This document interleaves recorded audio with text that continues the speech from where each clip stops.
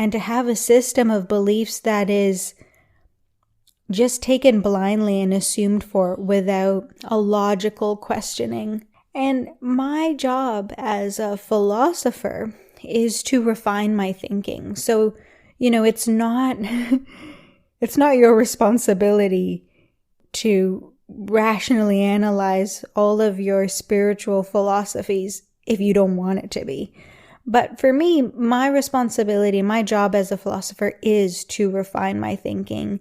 And it's not acceptable for me as a teacher and as a philosopher to adopt ideas from a religious philosophy to fill in the gaps of my experience indefinitely. What needs to happen is that I need to fully adopt a belief system, fully be willing to believe it to be true, to test it with faith that it has value and that it has functionality and there is logic to be found in it. And there is not just logic, but there's deep mystical knowing to be found in it. And to have faith in that and to test it from that place. So it's not just this skeptical looking for why everything is wrong kind of mentality, but really the priority for me is to not use religious or spiritual, whatever you want to call it, philosophies to fill in gaps of my experience and then just use them as assumptions, crutches.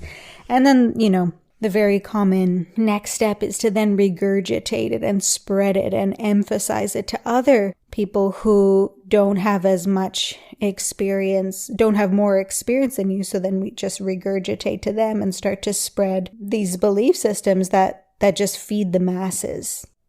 And for me, that's what the idea of the soul is.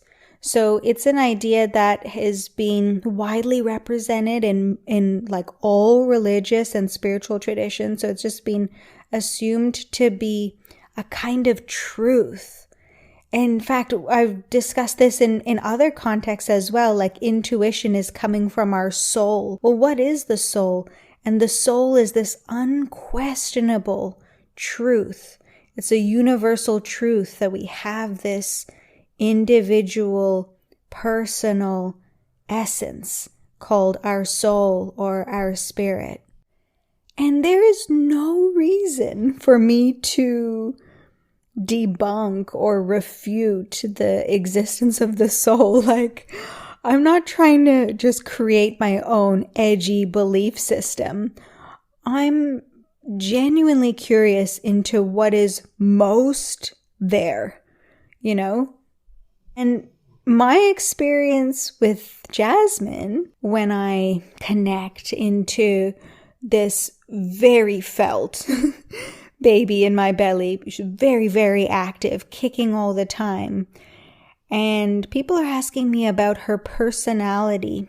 And for me, they're asking me about something that hasn't been created yet.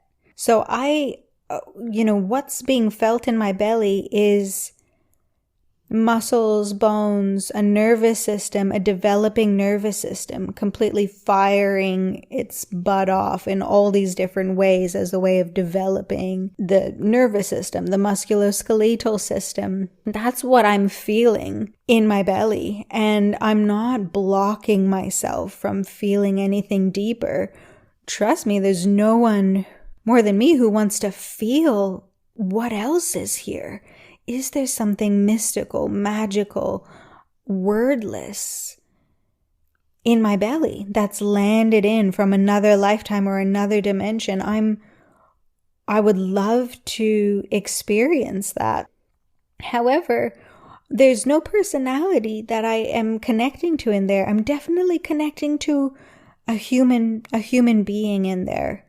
But personality is something that, and this is, I'm now sharing something that is both logical to me, as well as the experience of my own mystical states, which I'll elaborate on more in a moment. I've just got a bit of a pant starting to happen. But I'm not as out of breath as I have been on some previous episodes.